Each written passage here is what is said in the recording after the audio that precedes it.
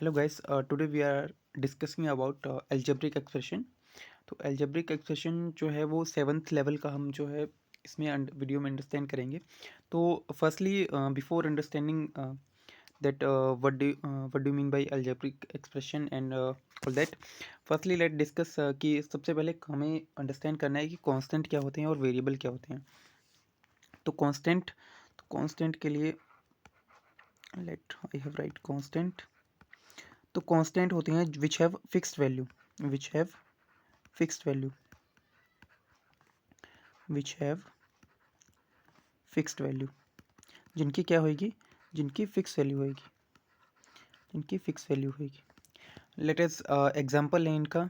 ठीक है, तो जो हमारे न्यूमेरिकल नंबर्स होते हैं, होल नंबर होते हैं, नेचुरल नंबर होते हैं, सारे नंबर्स जो होते हैं वो क्या होते हैं, कांस्टेंट होते हैं. जैसे मैं यहाँ पर लिखता हूँ 1,2,3 एटसेट्रा, ये क्या है, सारे कांस्टेंट्स हैं. कांस्टेंट क्यों? क्योंकि इनकी वैल्यू क्या है, फिक्स वैल्यू है. जैसे 1 है तो 1 की फिक्स वैल्यू है, 1 1 ही रहेगा, और 2 की वैल्यू फिक्स है, 2 भी 2 रहेगा, 3 3 रहेगा, 0 0 रहेगा.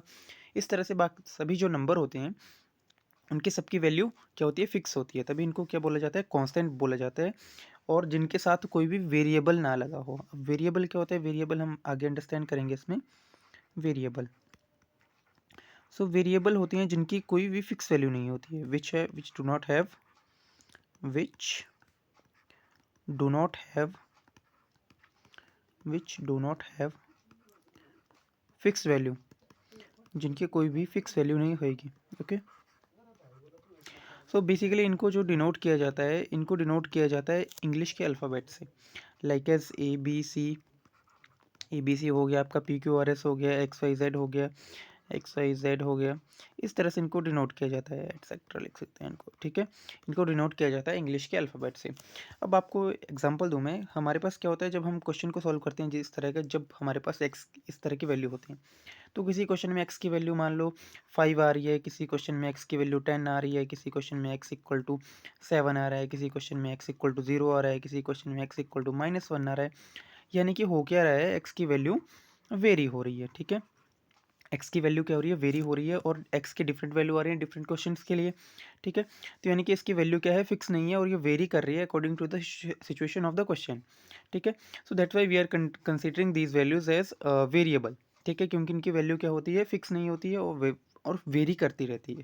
ठीक है, अब जब एक कांस्टेंट और वेरिएबल मल्टीप्लाई होते हैं, ठीक है, जैसे मैं एक कांस्टेंट लिख रहा हूँ 2, और उसके साथ मैंने मल्टीप्लाई कर दिया एक वेरिएबल, ठीक है, एक्स, तो ये क्या बनता है 2x.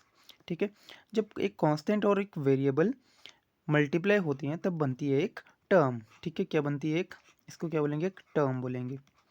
ठीक है, जब एक कांस्टेंट और एक वेरिएबल मल्टीप्लाई होती हैं तब बनती है टर्म, और इन्हीं टर्म्स के कॉम्बिनेशन को हम अलजेब्रिक एक्सप्रेशन में आगे अंडरस्टैंड करेंगे. ठीक है, सो बेसिकली हमारे पास पहले जो क्वेश्चन है वो है एडिशन के क्वेश्चन. ठीक है, तो एडिशन के लिए कुछ क्वेश्चन देखेंगे. जैसे हमारे पास क्वेश्चन है यहाँ पे 7 CBSE की बुक से क्वेश्चन लिया हुआ है. तो 7a² + 5b² - 4c², अब इनको करना है, ऐड करना है. ठीक है, बेसिकली बच्चों देखो, जब हम किसी टर्म को ऐड करते हैं, ठीक है, तो जैसे मेरे को बोला है कि 20, जैसे मेरे को बोला 21 एंड 47, इन दोनों को ऐड करना है. ठीक है, अब 21 का साइन क्या है, पॉजिटिव, और 41 का साइन क्या है, पॉजिटिव. ठीक है, जब हम दोनों को ऐड करते हैं, ठीक है, तो इस तरह से लिखते हैं ना, 21 + 47 दैट इज 7 + 1 8, 2 + 4 6, इस तरह से लिखते हैं ना. अब ध्यान दो यहाँ पे हुआ क्या, 21 का साइन क्या था, पॉजिटिव, और 41 का साइन क्या था, पॉजिटिव. जब एडिशन करते हैं तो बच्चे तब कोई साइन चेंज नहीं होता है. ठीक है, जैसे यहाँ 47 का साइन भी क्या रहा, पॉजिटिव, और 21 का साइन भी क्या रहा, पॉजिटिव. ठीक है, बेसिकली इस तरह से जब हमारे पास नेगेटिव के क्वेश्चन आएंगे तब आपको मैं बात बताऊंगा ये. ठीक है, तो इनको हमने एज इट इज़ जो भी इनका साइन होगा उस तरह से लिखना है और ऐड करना है. ठीक है, अब क्या करते हैं कि ओनली लाइक टर्म्स ही ऐड होती हैं. लाइक टर्म्स क्या होती हैं, जिनमें वेरिएबल सेम होते हैं. ठीक है, जैसे यहाँ पे एक बात और बता देता हूँ मैं. लाइक टर्म्स ऐसी टर्म्स जिनमें वेरिएबल सेम हो और उनकी डिग्री भी सेम होनी चाहिए. जैसे यहाँ पे डिग्री यानी कि उनकी पावर, जैसे यहाँ पे लिखता हूँ मैं 2x, और यहाँ पे लिखता हूँ 3x. तो 2x और 3x क्या है, लाइक टर्म्स हैं. देखो यहाँ पे x है और यहाँ भी x है, यहाँ पे x की पावर क्या है, 1, और यहाँ पे भी x की पावर क्या है, 1. ठीक है, तो x की पावर यहाँ भी 1, यहाँ भी 1, तो हमारे पास क्या हुआ, ये दोनों लाइक टर्म्स हो गई। सिमिलरली अगर मैं लिखूँ 3x² और यहाँ पे लिखता हूँ -9x², ठीक है, तो ये दोनों भी क्या हुई, लाइक टर्म्स हुई, क्योंकि देखो वेरिएबल क्या है, x है और वेरिएबल की पावर जो है यहाँ 2 और यहाँ भी 2। हमने ये टर्म्स देखनी है, ये जो वेरिएबल वाली टर्म है, वेरिएबल सेम होना चाहिए, उसकी डिग्री सेम होनी चाहिए। कांस्टेंट टर्म में भी कुछ भी हो उसके साथ वो इम्पैक्ट नहीं है। हमें कहाँ फोकस करना है, हमें फोकस करना है वेरिएबल के ऊपर, जैसे x है यहाँ भी x है, और उनकी पावर जैसे x² है और x² है। तो ये क्या है, लाइक टर्म्स, और ओनली लाइक टर्म्स ही ऐड और सब्ट्रैक्ट होती हैं, ठीक है। तो हमने लाइक टर्म्स के नीचे लाइक टर्म, तो हमारे पास फर्स्ट टर्म क्या थी यहाँ पे, 7a² plus 5b² minus 4c²। अब इसमें ऐड क्या करना है बच्चे, हमें देखो -8a²। अब 8a² वाली टर्म के नीचे a² वाली, तो a² वाली यहाँ पे मैं लिख रहा हूँ -8 a⁻², ठीक है, a² -5b²। अब b² वाली के नीचे b² वाली, ठीक है, क्योंकि हमें पता है कि लाइक टर्म्स और लाइक टर्म्स ही ऐड और सब्ट्रैक्ट होती हैं, और c² वाली टर्म के नीचे c² वाली टर्म, ठीक है। और साथ में एक और टर्म थी, क्या थी, 3a², ठीक है, 3a²। तो ये सभी टर्म्स हमें ऐड करनी है, ठीक है। ये लाइन थोड़ी सी टेढ़ी हो गई, ओके। अब ध्यान दो, जब हम ऐड करते हैं तो हम कोई साइन चेंज करते थे, नहीं करते थे, जो भी साइन होते थे उनको एज इट इज रहने थे, ठीक है। बाकी अब हमें इनकी एडिशन करनी है, तो इस तरफ से यूनिट डिजिट की तरफ से शुरू करते हैं, जैसे वैसे इस तरफ से शुरू करेंगे। एडिशन कैसे करनी है, देखो पहले माइनस और माइनस है दोनों में, दोनों के साइन की मल्टीप्लिकेशन, फिर वो ऑपरेशन होता है, जैसे माइनस और माइनस क्या हो गया, प्लस हो गया। 7 + 4 कितना होता है, 11, और साइन रहेगा ग्रेटर टर्म का। ग्रेटर टर्म दोनों में क्या है, 4 और 7 में 7, ग्रेटर टर्म के साथ साइन था माइनस का, तो माइनस माइनस माइनस प्लस हुआ, तो 7 + 4 11। और ये जो वेरिएबल होता है ये वही रहता है, ठीक है। जब भी एडिशन और सब्ट्रैक्शन करते हैं लाइक टर्म्स की, तो ये वेरिएबल यही रहता है, ठीक है। अब देखो यहाँ पे +5 और -5, ठीक है। अब प्लस माइनस क्या हो गया, माइनस हो गया, तो ये इसको क्या लिखेंगे, 5 - 5 क्या हो गया, 0 हो गया, यानी कि 0b²। इसको क्या लिख दूंगा मैं, +0b², ठीक है। 0 इंटू मल्टीप्लाई b², लास्ट में हम इस टर्म को नेग्लेक्ट कर देंगे, क्योंकि 0 के साथ किसी भी टर्म को मल्टीप्लाई किया जाए तो वो 0 हो जाती है, ठीक है। अब देखो यहाँ पे हमारे पास 3 टर्म, ठीक है। तो मैं पहले 2 को सॉल्व करूँगा, फिर तीसरी को, जैसे रफ वर्क में किया मैंने। 7 प्लस, ये 7 किसका है, प्लस का, प्लस माइनस माइनस, यानी कि दोनों टर्म होंगी क्या होंगी, माइनस होंगी। जैसे 7 - 8 क्या आ जाएगा, ये दोनों टर्म क्या होंगी, माइनस होंगी, प्लस माइनस माइनस, तो 8 में से 7 जाएगा तो बचेगा 1, और साइन किसका लगेगा, ग्रेटर टर्म का, तो -1। अब -1 में कितना ऐड करना है, -1 में ऐड करना है 3। अब देखो प्लस माइनस माइनस क्या होगा ऑपरेशन हमारे पास, यानी कि हम यहाँ पे होगी सब्ट्रैक्शन, प्लस माइनस माइनस, और 3 में से 1 माइनस करते हैं तो कितना बचता है, 2, और ग्रेटर साइन लगेगा ग्रेटर टर्म का, +2, यानी कि यहाँ पे वैल्यू बचेगी 2a², यानी कि हमारा आंसर क्या बना यहाँ से, 2a²। और ये 0 वाली टर्म इसको नेग्लेक्ट कर देंगे, क्योंकि 0 इंटू b² 0 ही रहेगा, और साथ में क्या बचा हमारे पास, 11c², ठीक है। ये तो ये आ गया आपका आंसर। आई होप आपको क्लियर हुआ होगा ये। नेक्स्ट क्वेश्चन देखेंगे इसका, एक और क्वेश्चन, वेट, ओके,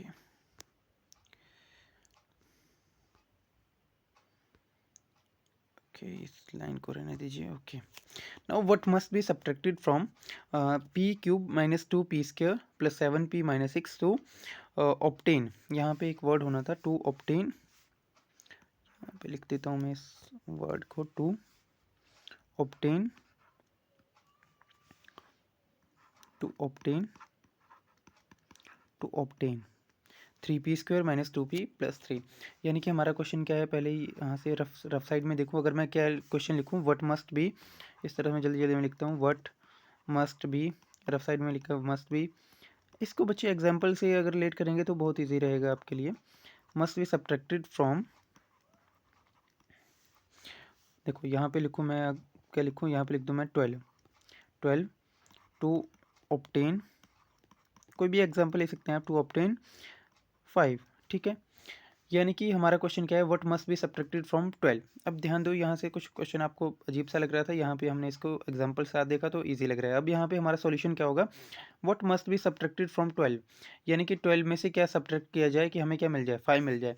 वही क्वेश्चन यहाँ पे देखो, what must be subtracted from, यानी कि इस ये जो पूरी टर्म है ऊपर वाले लिखी हुई, इस टर्म में से क्या सब्ट्रैक्ट किया जाए कि हमें ये टर्म मिल जाए। ठीक है, जैसे हमारे पास ये क्या है कि 12 में से क्या सब्ट्रैक्ट किया जाए कि हमें 5 मिल जाए, तो क्या आंसर आएगा कि 12 में से अगर हम 7 सब्ट्रैक्ट कर देते हैं तो क्या मिलेगा, हमें 5 मिलेगा। अब वो 7 आंसर कैसा है, हमने 12 माइनस 5 किया। ठीक है, तभी हमारा आंसर है ना 12 माइनस 5 करके, तभी हमें वो नंबर मिला कि क्या सब्ट्रैक्ट करना था 12 में। तो 12 में 7 सब्ट्रैक्ट करना था, 7 कैसे है, 12 इन दोनों टर्म्स को माइनस किया। अब देखो 12 की जगह पे हमारे पास ये पूरी टर्म है और इस यहाँ पे जगह पे ये पूरी टर्म है, तो यानी कि हमें इस टर्म में से इस टर्म को माइनस करना है। ठीक है, नाउ अब देखो जब माइनस करते हैं तो माइनस कैसे करते हैं, जैसे मैं लिखता हूँ 33 और आपको बोला है कि 30 सब्ट्रैक्शन करनी है 33 एंड 10 की। ओके ठीक है, ये दो नंबर देते हैं, इन दोनों की सब्ट्रैक्शन करनी है। ठीक है, तो यहाँ पे क्या होता है, ये जो हम सेकंड नीचे टर्म लिखते हैं सेकंड नंबर पे, उस टर्म का साइन चेंज हो जाता है। ठीक है, इस टर्म का क्या हो जाता है, साइन चेंज हो जाता है। क्या साइन लग जाता है, यहाँ पे माइनस लग जाता है। फिर हम सॉल्व करते हैं इसको। ठीक है, ना देखिए तो अभी क्या होगा, यहाँ पे हम क्या लिखेंगे, पहले P cube minus 2p² minus 2p² plus 7p minus 6। ठीक है, और नीचे क्या टर्म थी हमारी, 3, फिर अब p² वाली टर्म के नीचे p² वाली। ओके, तो p² वाली टर्म कहाँ थी हमारी, ये है 3p² minus 2p plus 3, p के नीचे p वाली के नीचे p वाली। ठीक है, अब देखो हमने क्या बात बताई थी आपको कि ये जो सेकंड टर्म होगी इसके साइन चेंज होंगे, सभी साइन चेंज होंगे। तो देखो यहाँ पे इस तरह किस तरह से साइन चेंज कर सकते हैं, तो यहाँ पे देखो, यहाँ पे 3 का साइन क्या था, प्लस था, तो 3 का साइन क्या बन गया, यहाँ पे माइनस बन गया। यहाँ पे ये माइनस का था, ये क्या बन जाएगा, प्लस बन जाएगा, साइन चेंज हो जाएंगे। यहाँ पे प्लस था, ये प्लस का क्या बन जाएगा, माइनस बन जाएंगे, सभी साइन चेंज हो जाते हैं। ठीक है, तो देखो अब क्या हो गया, या तो इस तरह से साइन चेंज कर सकते हैं, या तो फिर आप डायरेक्ट ऐसे इस तरह से लिख दो, that is PQ minus 2p² plus 7p minus 6 और हैंड एंड हेयर, यहाँ पे इस पूरी टर्म के साइन चेंज कर दो। यहाँ पे क्या था, 3 पॉजिटिव था, यहाँ पे क्या लिख दिया हमने, नेगेटिव लिख दिया। ठीक है, ये क्या था, नेगेटिव था, ये पॉजिटिव लिख दिया। ठीक है, क्यों, क्योंकि जब सब्ट्रैक्शन होता है तो जो सेकंड टर्म लिखी जाती है नीचे उसके साइन चेंज हो जाते हैं। ठीक है, तो अब यहाँ पे +3 की जगह पे -3 आ जाएगा। ओके, तो इस तरह से सॉल्व कर लेंगे। अब देखो -6 माइनस माइनस क्या होता है, प्लस होता है, दोनों टर्म ऐड होंगी, साइन लगेगा बड़ी टर्म का, तो ये हो गया -9। अब देखो same here plus plus plus ही होता है, तो 7 + 2 9p। ठीक है, जब एडिशन होती है तो वेरिएबल वही रहता है, कांस्टेंट टर्म में ऐड और सब्ट्रैक्ट होती है। ठीक है, माइनस माइनस क्या होगा, प्लस होगा, माइनस साइन ग्रेट बड़ी टर्म का p² और ये p³ एज इट इज़। ठीक है, क्योंकि p³ के नीचे कोई भी वेरिएबल नहीं था, तो p³ एज इट इज़। ठीक है, सिमिलरली यहाँ देखो, यहाँ भी माइनस माइनस था, तो माइनस माइनस प्लस होता, 6 + 3 कितना हो जाता, 9। ये भी प्लस और प्लस प्लस ही होता, 7 + 2 9p हो जाता है। यहाँ पे साइन क्या बचा था, यहाँ पे माइनस साइन था। ओके, यहाँ पे प्लस और यहाँ पे देखो माइनस माइनस प्लस हो जाता, 3 + 2 5, साइन रहता माइनस का, -5p² और यहाँ पे p⁻3। ठीक है, आई होप आपको क्लियर हुआ होगा ये सब एडिशन और सब्ट्रैक्शन का कॉन्सेप्ट। कुछ और क्वेश्चन के साथ मिलेंगे नेक्स्ट वाली वीडियो में, तब तक के लिए बाय, टेक केयर।